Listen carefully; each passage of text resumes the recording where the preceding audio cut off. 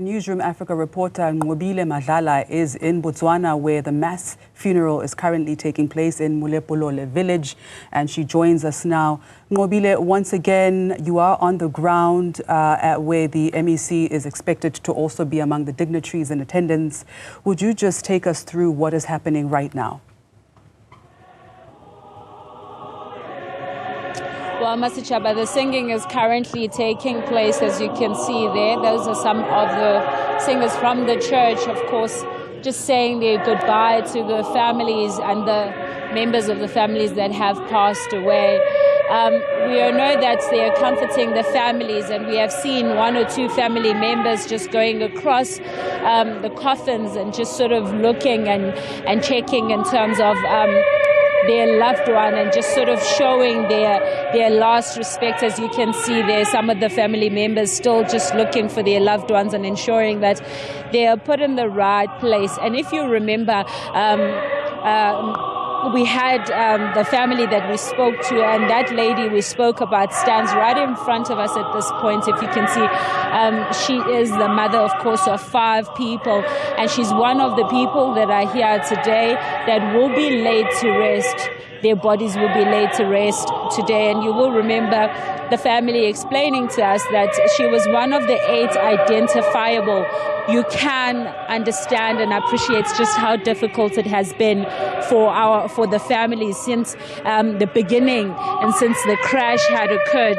It's been such a long journey. You will remember that some of the families were asked to come to South Africa for identification, as in the beginning, it was believed that about 9 of the people were able to be identified, and she was one of those 9 people that were able to be identified. But it was later found that the 9th person had to use DNA in order to identify them. So most of these families still just in pain in terms of how their loved one have passed on.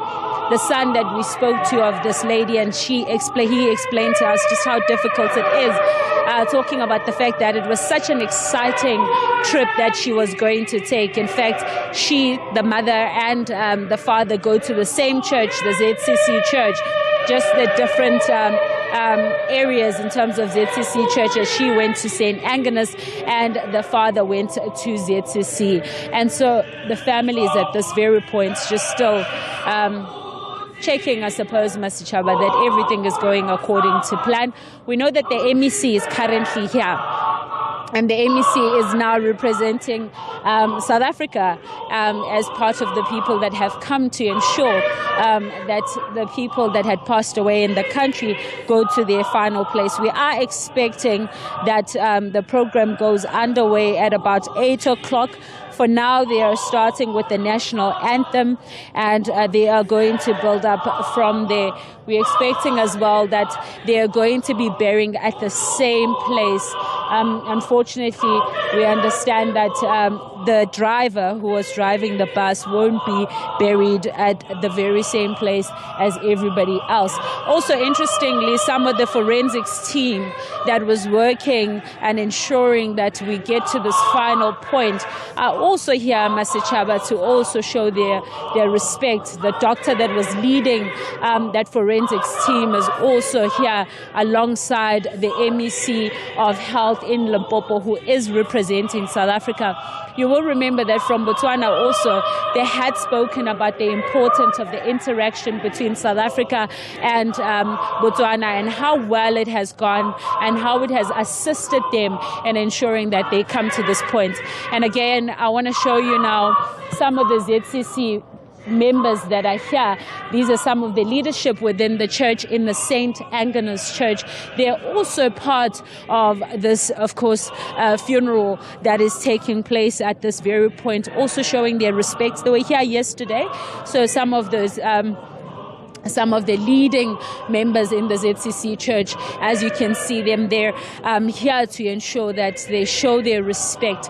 And you will remember that from the get-go, we were told that the church has been in the forefront, that they have assisted in so many ways, especially when it comes to identifying who are the people that had passed away. You'll remember that the first list was found by the church, and when they first identified some of the people that passed away, it was also the church members that played a huge role in ensuring that the families know. We know from MBA that it was 2 buses and 7 taxis that had left this particular village. Was the one bus, and that's how they knew that the people that had passed away, that were 46 people that had passed away, were from this area. We know that Molepolole village, in terms of the area in itself, is one of the biggest areas, having about over 80,000 people that live in this area. So it's sort of a district in itself.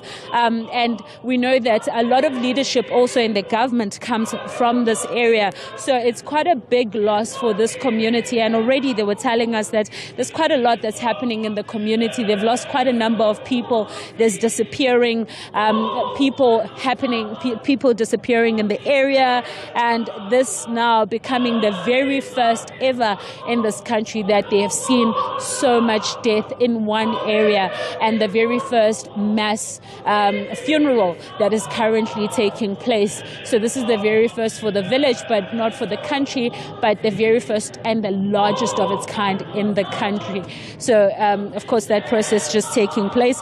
We are now expecting that they will be doing the national anthem at 8 o'clock, and from there we will have the opening prayer, and of course, the program will continue, where we'll be able to listen to the officials within Botswana, as well as to hear from the families as well, just remembering their loved ones.